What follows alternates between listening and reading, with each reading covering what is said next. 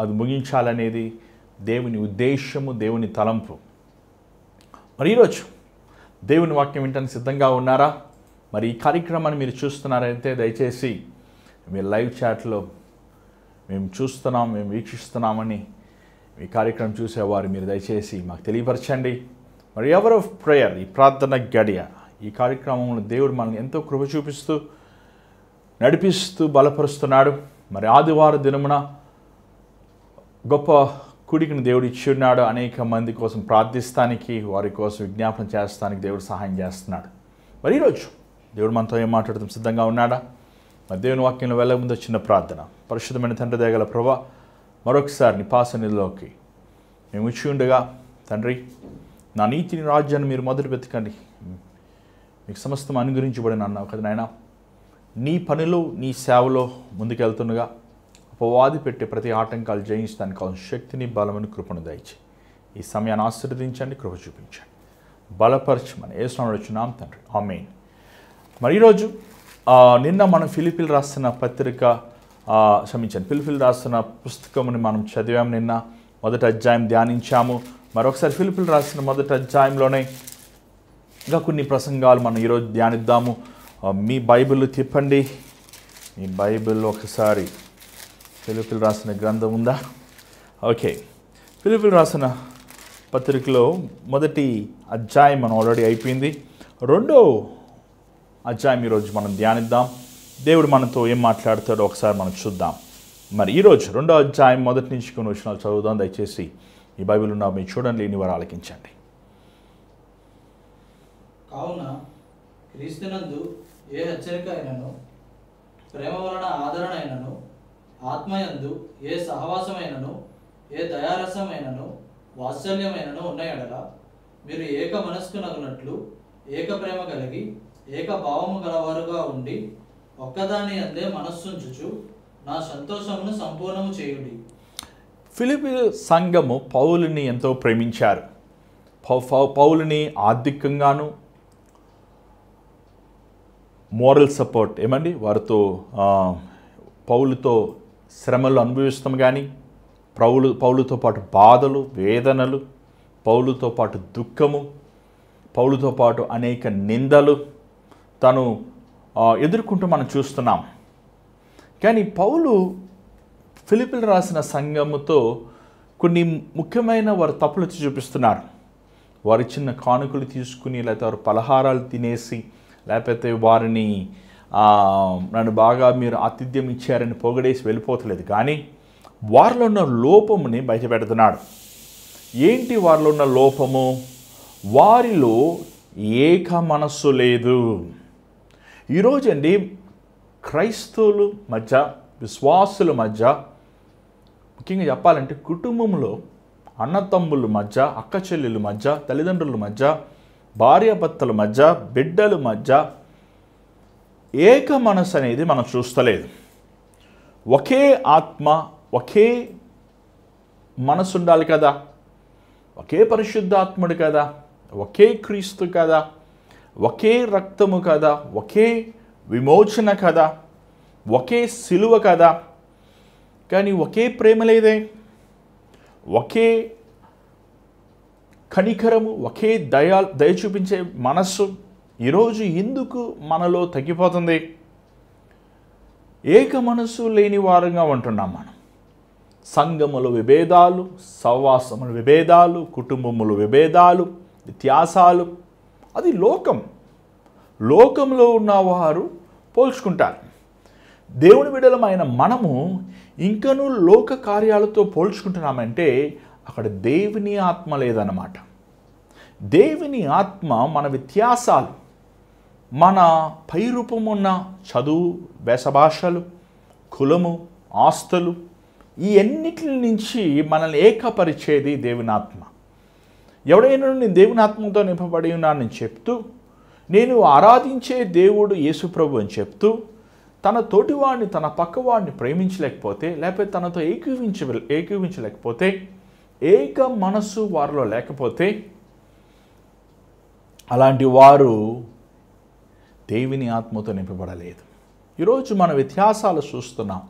వ్యత్యాసాలు, విభేదాలు అనేది సంఘములో మనము ఎక్కడ పెడితే అక్కడ ఈరోజు మనం చూస్తున్నాం. కానీ ఎలా వీరు పరలోకానికి వెళ్తాం? ఎలాగ మనము ఈ లోకంలోనే మనము కలిసి జీవించలేకపోతే పిల్లలు, తల్లిదండ్రులు, అక్క తమ్ముళ్ళు, అన్న చెల్లెళ్ళు, సేవకులు, విశ్వాసులు వ్యత్యాసాలతో జీవించే వారైతే పరలోకం ఎలా జీవిస్తావు? పరలోకములో ఏదో ఒక మాయ జరిగిపోద్ది అనుకుంటున్నావా? పరలోకములో నీకు ఎక్కడ లేని ప్రేమ, ఎక్కడ లేని సహించే మనస్సు, ఎక్కడ లేని తగ్గించుకునే మనసు వచ్చేస్తుంది అనుకుంటున్నావా? ఎందుకు మనం ఈరోజు ప్రేమించలేకపోతున్నాం? ఎందుకు మనలో ఏక మనస్సు లేదు అనేది చూసినట్లయితే పౌలు దానికి కారణం కూడా చెప్తున్నాడు. చూడండి ఏంటని. 3వ వచనం చదవండి దయచేసి. కక్ష చేతనైనను వృధాతిశయము చేతనైనను ఏమీ చేయక వినయమైన మనస్సు గలవారై ఒకరినొకడు తనకంటే యోగ్యుడని ఎంచుచు. అది ఈరోజు మనం ఇన్ని వాక్యాలు చదువుతున్నాం, ఇన్ని ప్రార్థనలు చేస్తున్నాం, ఇంతగా మనం దేవునికి కానుకలు ఇస్తున్నాం, ఇంతగా మనం దేవుని కోసం అన్ని విషయాలు మనం చేస్తున్నాం, కానీ మనములో వినయము లేదు. వాట్ ఈస్ వినయం? What is humbleness? వినయం అంటే ఎదుటి వ్యక్తిని విలువగా ఎంచుతాం ఫస్ట్. రెండోది, నిన్ను రిత్తునుగా చేసుకుంటాం. నువ్వు ఒకవేళ పెద్ద అధికారి అయినప్పటికీ, నువ్వు ఒక పెద్ద మేధావి అయినప్పటికీ, నువ్వు ఒక పెద్ద గనుడు అయినప్పటికీ, నువ్వు ఒక పెద్ద జ్ఞానవంతుడు అయినప్పటికీ నిన్ను నీవు రిత్తునుగా చేసుకుంటాం. రెండోది, ఎదుటి వ్యక్తి నీకంటే అన్ని విషయములు తక్కువైనప్పటికీ ఆ వ్యక్తిని ఘనముగా ఎంచుతాం. ఈరోజు యేసు ప్రభులో మనం ఆ గుణం చూస్తున్నాం. వినయము, తగ్గించుకునే మనస్సు ప్రభువులో చూస్తున్నాం. ఎవరు యేసు ప్రభు? ఆయన సర్వాధికారము కలిగి ఉన్న వ్యక్తి. రాజులకు రాజులు, ప్రభువులకి ప్రభు, సింహాసనం మీద కూర్చుని ఏలుబడే ఒకే ఏకరీతైన దేవుని కుమారుడు అయినప్పటికీ ఆయన మన కోసం ఆ బెత్లెహేములో ఆ గొర్రెల కాపరు లేకపోతే ఆ పశువుల పాకలో తాను తగ్గించుకున్నాడు కదా, రిత్తునుగా చేసుకున్నాడు కదా, మన కోసము ఆయన పాపేని పిలవడటానికి ఇష్టపడ్డాడు కదా. ఎవరైనా పాపని పిలవడటానికి ఇష్టపడతామండి? నువ్వు పాప అంటే నువ్వే పాపి అంటావు. మనమంతా పరిశుద్ధులను పిలవడాలి ఆశిస్తాం. కానీ దేవుడు పరిశుద్ధుడైన దేవుడు, పరిశుద్ధానికి ఇంకో రూపమైన యేసు, ఆయన మన కోసము పాపేని పిలవబడ్డాడు. కానీ ఆయన పాపము చేయనప్పటికీ, పాపము లేనప్పటికీ, పాపము కార్యాలు ఆయనలో ఎన్నడూ నెరవేరినప్పటికీ ఆయన మన కోసము కల్వరి శిలువలో పాపభారమును మోశాడు. యేసులో ఉన్న ప్రత్యేకత, యేసులో ఉన్న విధేయత, యేసులో ఉన్న సహనం, యేసులో ఉన్న ఓర్పు, యేసులో ఉన్న ఎదుటి వ్యక్తిని విలువగా ఎంచుతాం. మనలో ఈరోజు లేదు. అందుకే ఈరోజు వ్యత్యాసాలు, విభేదాలు ఖచ్చితంగా ఈరోజు సంఘములు అలాగే ఉన్నాయి, సేవకులు అలాగే ఉన్నారు, సహవాసములు అలాగే ఉన్నాయి, కుటుంబాలు అలాగే ఉన్నాయి, సంఘ పెద్దలు అలాగే, లోకమే అలాగే ఉంది. ఇది అంచె దినములో అపవాది ఏక మనస్సును దోచుకునేవాడు. ఏక హృదయం, నలుగురు కలిసి ప్రార్థిస్తే సూరకార్యాలు చూడగలుగుతుంది. నలుగురు కలిసి దేవుని స్తుతిస్తే పరలోకం దిగొస్తుంది. నలుగురు కలిసి ఒకే మనసుతో, ఏక మనసుతో దేవుని వాక్యముని వ్యత్యాసమైన స్థలముల్లో ప్రకటిస్తే ఎవరు గొప్ప, ఎవరు మెరుగు, ఎవరు మేలు, ఎవరు మంచి అని కాదు. ఏమండి, ఈరోజు దేవుని సేవకులందరూ ఎలా ఉన్నారంటే పోటీ పడుతున్నాం. మనం పోటీ పడటానికి ఇదేమన్నా ఒలింపిక్ గేమ్సా అండి? లేకపోతే ఇదేమన్నా క్రికెట్ మ్యాచా? లేకపోతే ఏదైనా బాక్సింగా? ఇది దేవుని సేవలో మనము అందరము పనిచేస్తున్నాం. తోటి జత పని వారమే. ఏమండి, ఒకరికి 5 తలాంతులు, ఒక 2 తలాంతులు, ఒక 1 తలాంతు.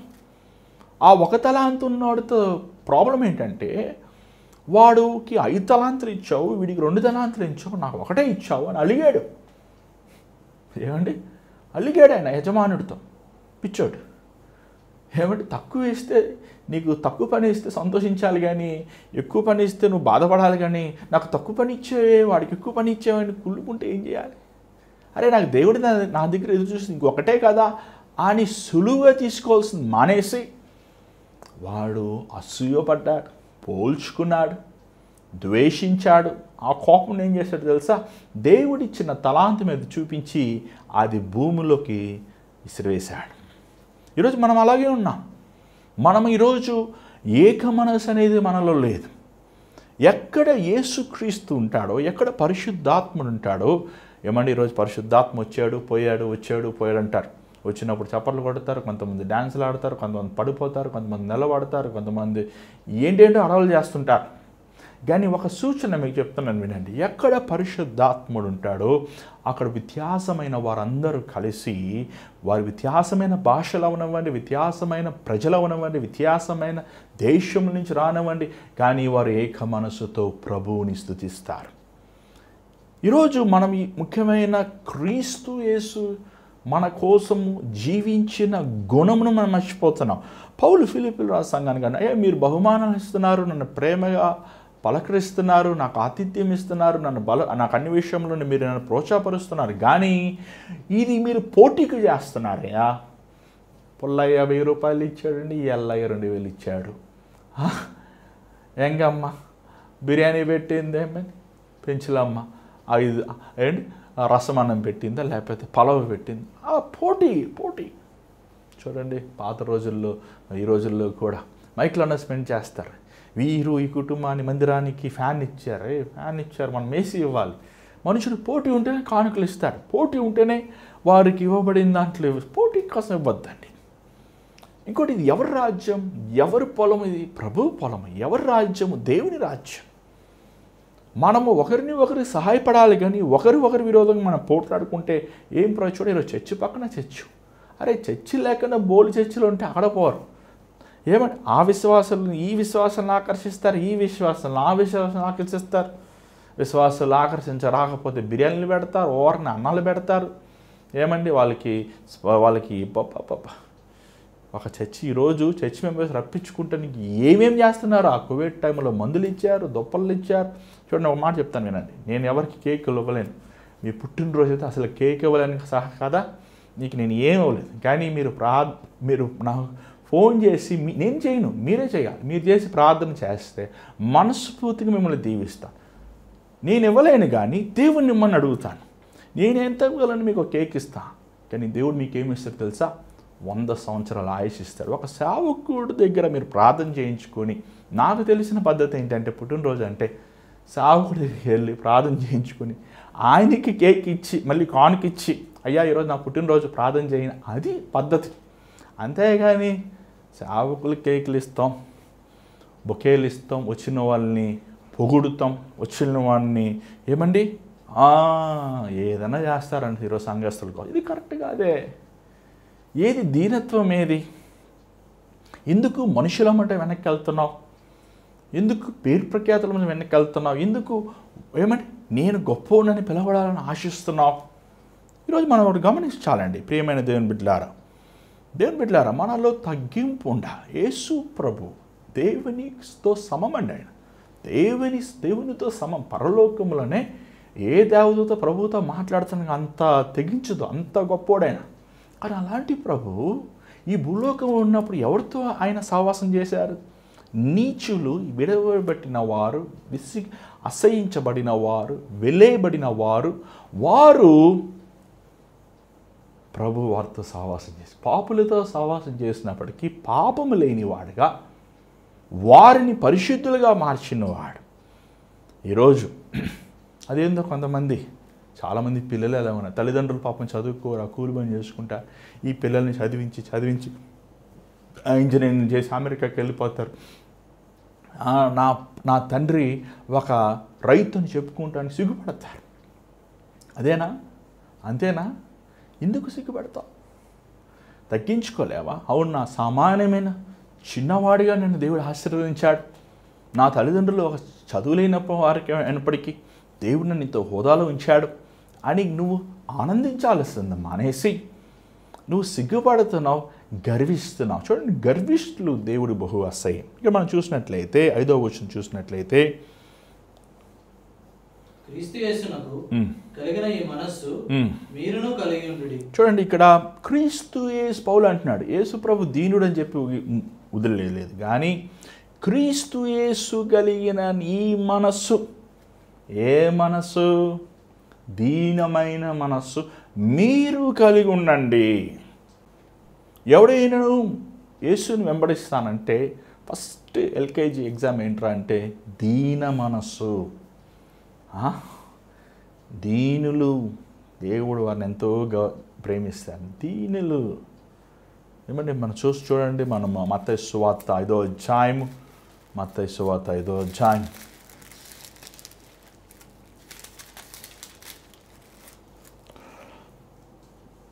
5వ వచనం చదవరా దయచేసి. సాత్వికులు ధన్యులు, సాత్వికులు ధన్యులు, వారు భూలోకమును స్వతంత్రించుకొందురు. ఏమి దీనత్వము, సాత్వికం ఒకటే ఆల్మోస్ట్. ఏమని మీక్, ఇంగ్లీష్ బైబుల్. దీనులు, వాళ్ళు భూలోకమును ఆక్రమించుకుంటారు. యేసు ప్రభు దీన మనసు కలిగిన వాడు. ఈరోజు నీలో దీనత్వం ఉందా? నీలో గర్వించే మనసు ఉందా? ఏమండి, యాకోబు 4వ అధ్యాయం 6వ వచనంలో ఒక మాట ఉంది, దేవుడు గర్విష్ఠుని బహు అసహించుకుంటాడట. ఏమంటే అసహించుకుంటాడట, గర్విష్ఠుని అసహించుకుంటాడట. ఏమండి, దాని తర్వాత మనం చూసినట్లయితే 1 పేతురు 5వ అధ్యాయం 6వ వచనం చూడగలుగుతున్నాం. మీరు దేవుని బలిష్టమైన హస్తము కింద తగ్గించుకొని, చూడండి ఆ మాట చదివితే బాగుంటుంది. ఒకసారి 1 పేతురు 5వ అధ్యాయం 6వ వచనం చదవండి.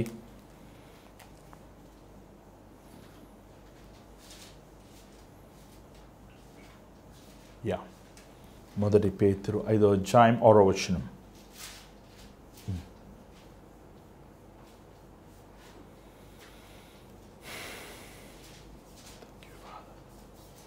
మొదటి పేతురు 5వ అధ్యాయం 6వ వచనం. దేవుని బలిష్టమైన చేతి కింద మిమ్మల్ని తగ్గించుకోండి, తగిన సమయమందు ఆయన మిమ్మల్ని హెచ్చిస్తారు. తగ్గించుకోవాలి. తగ్గించుకుంటాం అంటే ఏంటి? బెర్రగొట్టబడతాం, నలగొట్టబడతాం, చెత్తగొట్టబడతాం. కొన్నిసార్లు దేవుడు ఆయన హస్తము, అది ఆయన హస్తం అంత ఫ్రీగా ఉండదు మనకి. నువ్వు అనుకునే చేయలేవు, నీ ఇష్టం వచ్చిన ఉండలేవు. ఎర్రగొడతాడు, నల్లగొడతాడు, దుమ్ము దులిపేస్తాడు. మామూలుగా కాదు ఆయన. ఏమండి, నీకు కొంతమందికి యోబు అంటాడు, నీ హస్తము నా మీద భారముగా ఉందంటాడు. ఏమంటే భారం, అవును. దేవుని హస్తము మనల్ని సరిచేసేది, సరిదిద్దేది, మనలో ఉన్న లోపములు, మనలో ఉన్న గర్వంని పిండి పడేసేది మొత్తం. ఏమంటే టూత్పేస్ట్ పిండినట్లు నిన్ను ఎంటీ చేసి పడేస్తాడు దేవుడు, నిన్ను రిత్తులు చేసి పడేస్తాడు. అసలు ఇంకా ఆ ఇరిగిపోయిన వ్యక్తి తనలో ఇంకా ఏమంటే నా అని ఉండదు. మన మోషేలు అదే చూస్తున్నాం. ఐగుప్తులో అంత ప్రవీణుడైనప్పటికీ, అంత అధికారము లేకపోతే అంత అధికారిగా ఉండటానికి అర్హత ఉన్నప్పటికీ తాను దేవుడు వాడుకోలేదు. కేవలము దేవుడికి ఇష్టమైన వారు దీనులు. అందుకే 40 సంవత్సరాలు ఎడారి పంపించాడు. ఆ ఎడారిలో ఒకరోజు కాదు, 2 రోజులు కాదు, 40 సంవత్సరాలు, 80 సంవత్సరాలప్పుడు ముసలోని దేవుడు పిలిచాడు మోషే అని. 80 సంవత్సరాలు ముసలోళ్ళు ఏమైనా పని చేస్తారా? గవర్నమెంటే అంటుంది 60 సంవత్సరాల తర్వాత రిటైర్. కానీ దేవుడు 80 సంవత్సరాలు మోషే, ఇంక 80 సంవత్సరాలు ఇంకేముంది? ఏమంటాడు దేవుడు మోషే దేవునితో? నేను మాట్లాడలేను వాడిని, ముసలోడిని, బాబా నాకు రాదు, మాట రాదు. కానీ దేవుడు మనం ఎప్పుడు మాట్లాడలేము, ఎప్పుడు చేయలేము, ఎప్పుడు కుదరదో, ఎప్పుడు చేత కాదో, ఎప్పుడు సమస్య వదిలేసి పారిపోవాలనిపిస్తాం, అప్పుడే దేవుడు ఆడుకుంటాడు. నేను చేస్తానంటే దేవుడు అలాంటి వాడిని దూరంగా చూస్తాడు. నేను చేయగలను, నేను పాడగలను, నాకు మంచి తలాంతులు ఉన్నాయి, నాకు మంచి వరం ఉంది, నేను ఎంత కెపాసిటీ ఉంది, నాకు నేను ఎంత బ్రిలియంట్, నేను బాగా చదువుకున్నాను, నాకు టాలెంట్, పోరా. బలహీనమైన వారిని, విరిగిన వారిని, నలిగిన వారిని, వెర్రగొట్టబడిన వారిని దేవుడు వాడుకుంటాడు. అదే యేసుప్రభుని తండ్రి వెంటనే హెచ్చించలేదు, వెర్రగొట్టాడు, నల్లగొట్టాడు. ఆ సిగులో ఆయన అసలు ఖైమ అయిపోయాడండి. అసలు ఆయన రిత్తుని చేసేసాడు. అప్పుడే ఆయన నామాన్ని హెచ్చించబడి. చూడండి, అది చూసిన 6వ వచనం చదవండి దయచేసి. దేవుడు తగిన సమయమందు మిమ్మల్ని హెచ్చించినట్లు ఆయన బలిష్టమైన చేతి క్రింద దీన మనసు.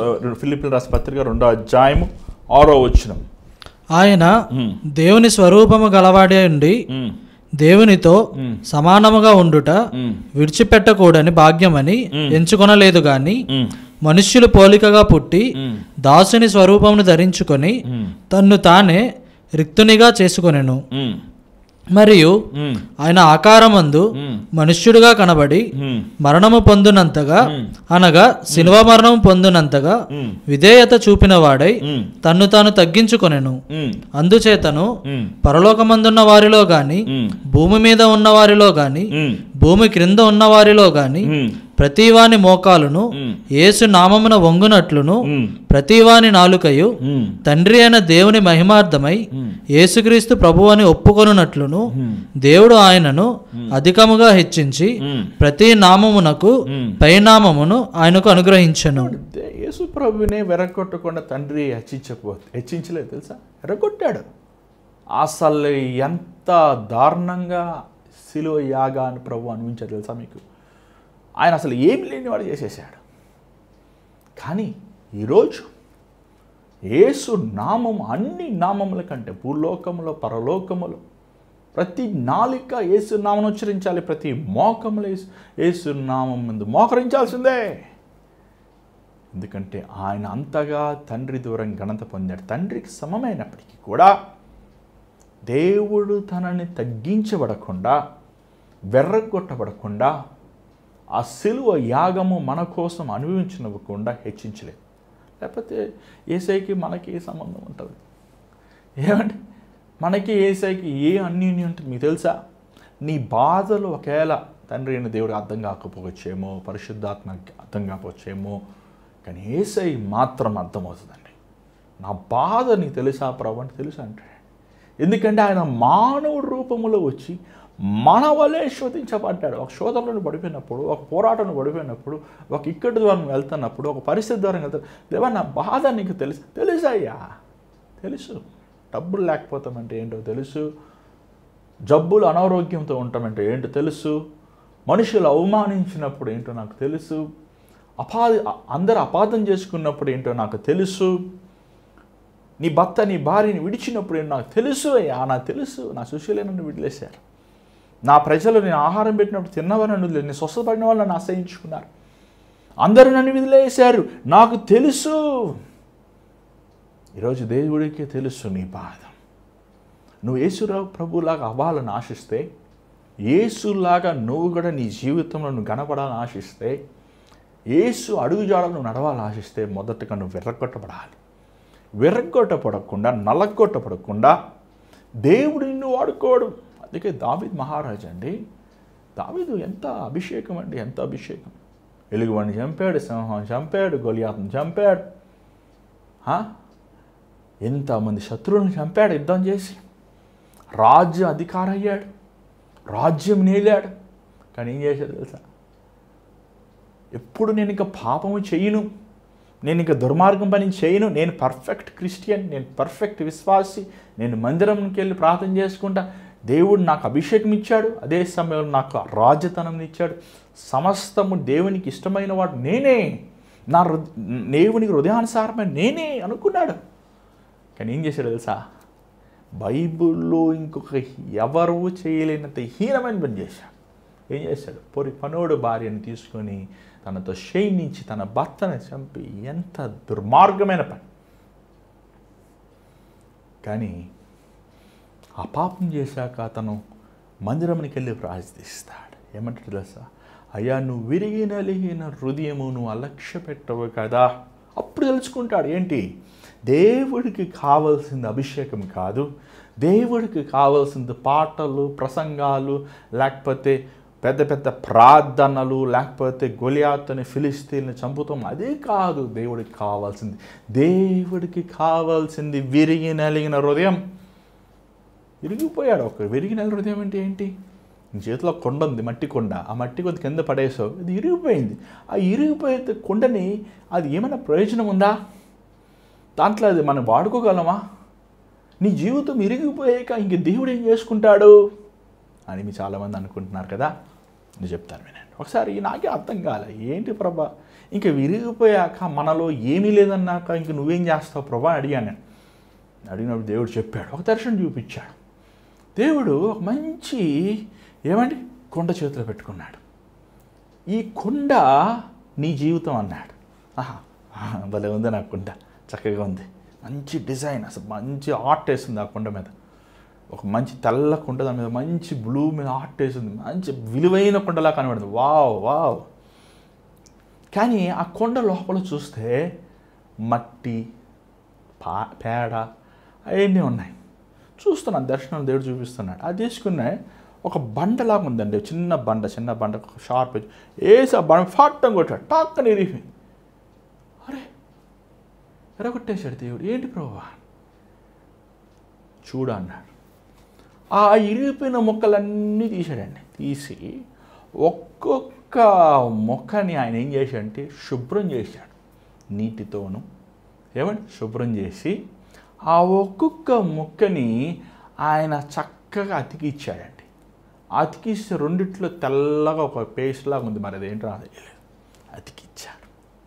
అతికిచ్చి ఆయన సింహాసన పక్కన కొన్ని అలాగ తన చేతులతో చేసిన కొన్ని కొండలు ఉన్నాయి. అలాగా ఒక స్టాండ్ లాగా ఉంది. ఆ స్టాండ్కి ఆ కొండ పెట్టాడు. ఇరిగిపోయిన కొండ ఏమైనా పెట్టుకుంటాడండి? ప్రభు పెట్టాడు. పెట్టి ప్రభు పరలోకానికి సింహాసనానికి వచ్చిన వాళ్ళందరూ చెప్తున్నాడు, ఇది నా కొండ, నేను చేశాను ఈ కొండ. చూడు, ఈ కొండ నేను చేశాను, ఇది నా చేతులారా చేయబడింది. అప్పుడు అర్థమైంది. నువ్వు డబ్బా కొట్టుకుంటాం కాదు, నేను ఎంత అందంగా ఉన్నాను చూడు, నేను ఎంత బలంగా ఉన్నాను చూడు, నా ప్రసంగం ఎంత చక్కగా ఉందో చూడు, నాకు ఎంత అభిషేకం ఉందో చూడు, నీకు ఎన్ని టాలెంట్స్ ఉన్నాయో చూడు. దేవుడు చెప్పరా అంటాడు. విరిగినవాడు, నలిగినవాడు, తొక్కబడినవాడు, అపహాసించబడినవాడు, దేవుడు ఆ వ్యక్తిని మరలా చేసి ఏమని యేసుప్రభు మన కోసం సొగసైన స్వరూపమైన లేనివాడు వెతకొట్టేశాడు తండ్రి. వృత్తిని చేసి పడేశాడు. ఆ కల్వరి శిలువలో మన కోసం శపితమయ్యాడు. కానీ అదే యేసయ్య అన్ని నామముల కంటే ఉన్నతమైన పరలోకములో, భూలోకములో, నరకములో, సర్వలోకములో ఆయన నామమే ఉన్నతమైన నామం. ఎవరి నామం? యేసయ్య నామం. ఇది ఒకే మార్గం ఉందండి. ఈరోజు నేను తగ్గించుకునే మనసు ఉందా? నువ్వు విరగొట్టబడ్డావా? నువ్వు నల్లగొట్టబడ్డావా? నువ్వు దేవునికి నిన్ను సమర్పించుకున్నావా?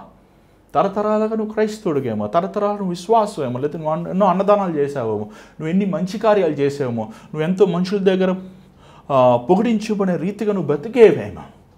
కానీ దేవుని దృష్టిలో నువ్వు సహనముతో, ఓర్పుతో విరిగిన వాడుగా ఉన్నా. విరిగిన వాడు ఇతరులను విలువగా ఎంచుతాడు. విరిగిన వాడు ఇతరులని ముందు తగ్గించుకుంటాడు. విరిగిన వాడు ఇతరుల్ని గౌరవిస్తాడు. విరిగిన వాడు పరిశుద్ధంగా క్రీస్తు కోసం బ్రతుకుతాడు.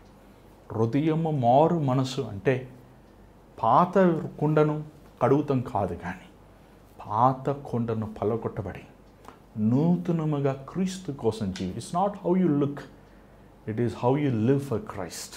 నువ్వు ఎలాగ బయట ఉన్నావో అవసరం లేదు, కానీ నీ హృదయంలో ఉన్న ఆలోచనలు, నీ హృదయంలో ఉన్న క్రియలు, నీ హృదయంలో ఉన్న కుట్రలు, నీ హృదయంలో ఉన్న కామ ఆలోచనలు, మోసమైన ఆలోచనలు, వ్యభిచార ఆలోచనలు, భ్రష్టమైన ఆలోచనలు యేసు రక్తముతో కడగబడాలి, శుద్ధి చేయబడాలి. ఈరోజు నీ హృదయం కడగబడిందా?